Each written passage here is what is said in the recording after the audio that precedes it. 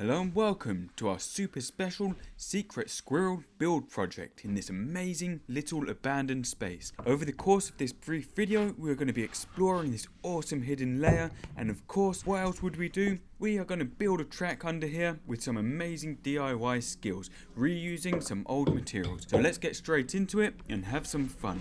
Here we go, down into the depths. Now this is the first time I've been down here, and we've got our little torch. Actually, this is a Phoenix TK40 640 lumen torch, which is seriously bright, and the camera's kind of compensated for that.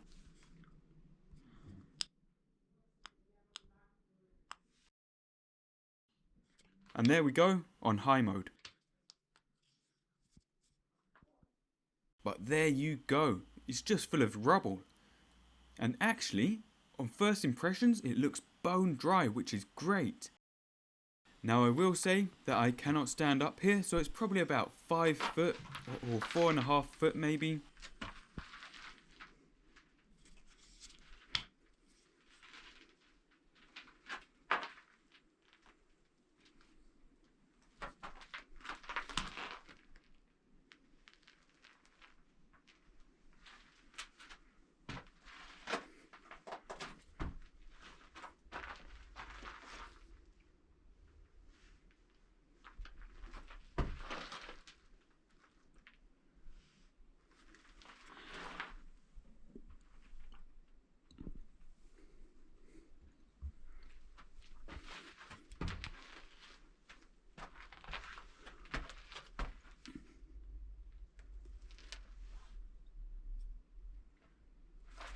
Now what's over here?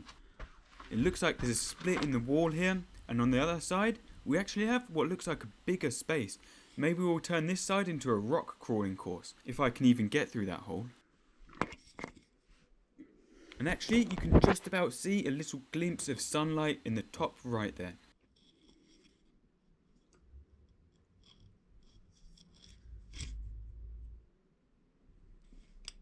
That little gap.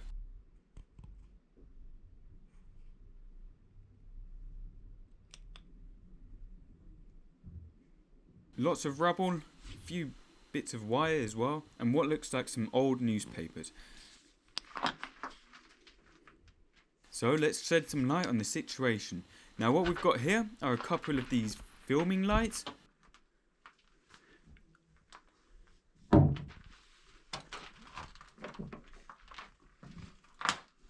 So there you go. Finally we can see what we're dealing with. And to be honest, even though these are huge lights, the lighting isn't great for the camera, but you'll see later on how we try to fix that. But that's it. Now, if we brush this away, I wonder what's under here, because it would be interesting to see what kind of surface we've got to play with.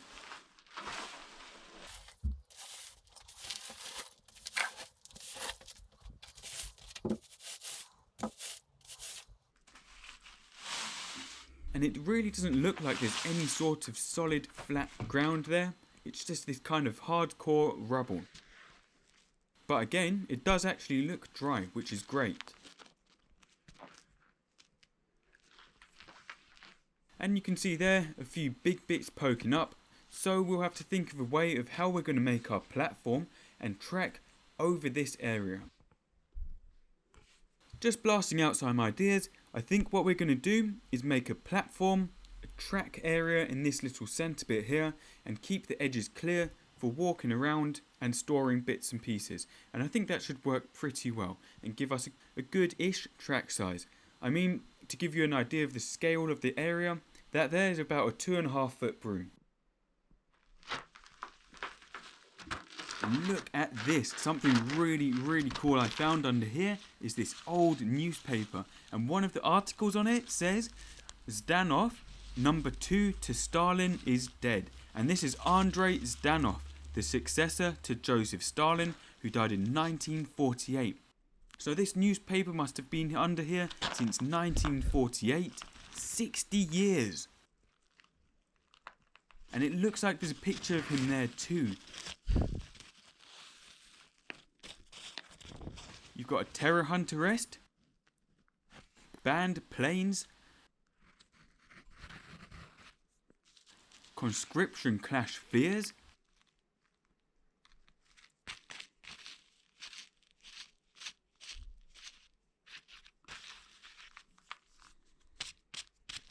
And I think that says guinea pig doctor freed by woman. Interesting. And you can just about make out there the date, and I think that says the 5th or the 3rd of September 1948. So a few days after Andrei Zhdanov died. Also there's a few other bits and pieces there, and the headline is Hope is Rising, USS. I think that must be USSR, lifting blockade. Something about US films there.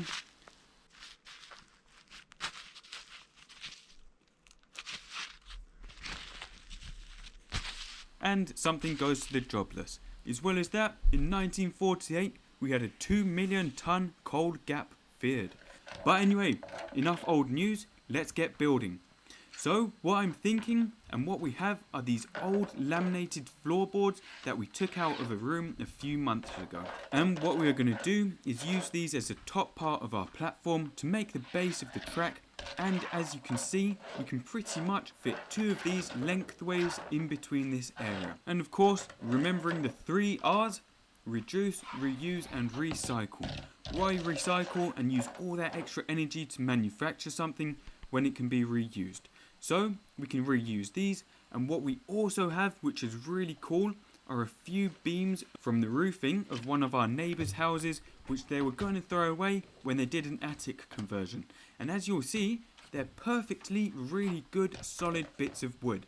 Actually, I think they're Canadian wood that was imported to the UK during the 1940s for, I assume, rebuilding after the destruction of World War II.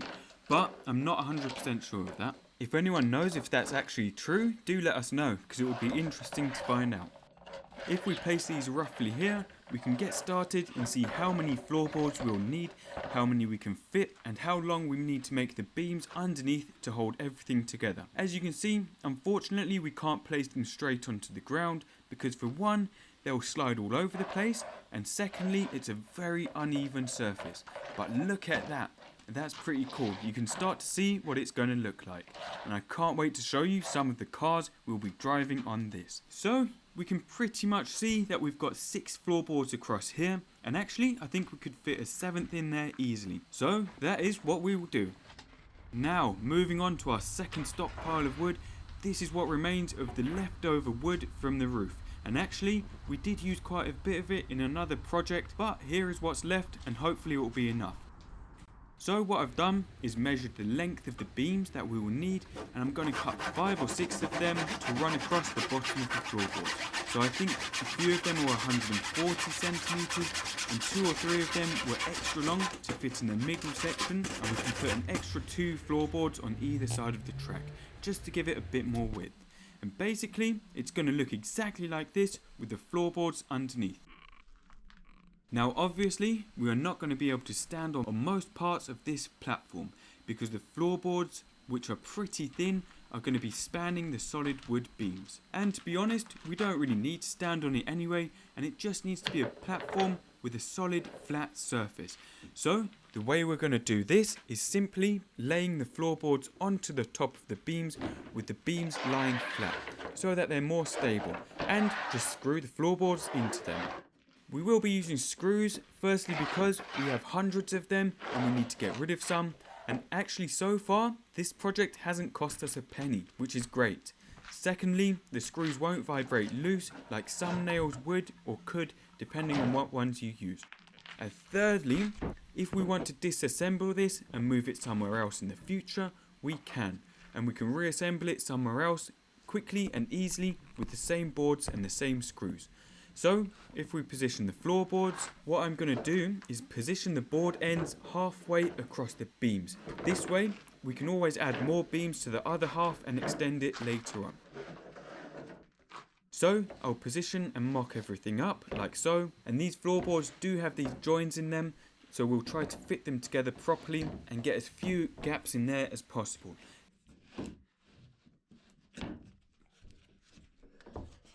And that's it. we can start securing them down with these. Now what I like to do is just get a small drill bit first and drill a little pilot hole into the 2 bits of wood like this. And I'm doing this firstly mainly because I don't know if we start screwing straight into the wood boards or the beams if they might start pushing and splitting apart. To be honest, I don't think they will. The screws we have here are pretty thin and actually they're for drywall. But these holes will also guide the screws in.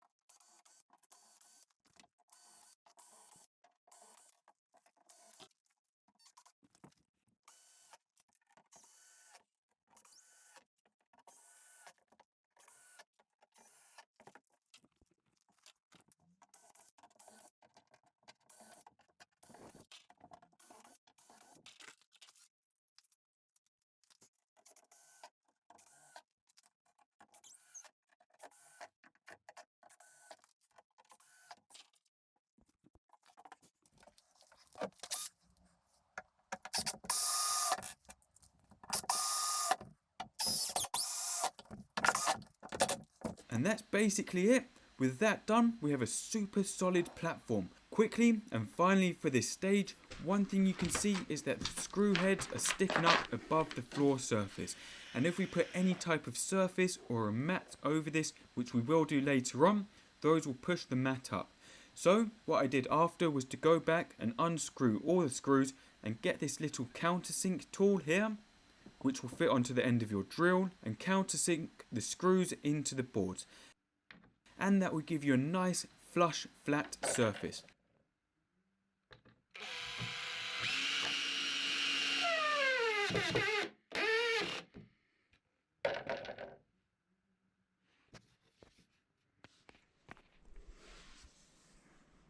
But that's it for this part of the build. We will be back next time with the final part, showing you the lighting we installed and the finishing touches to complete the track. But that's it. I hope you've enjoyed this video. Please do rate, comment and subscribe for more content. Thank you for watching and see you soon.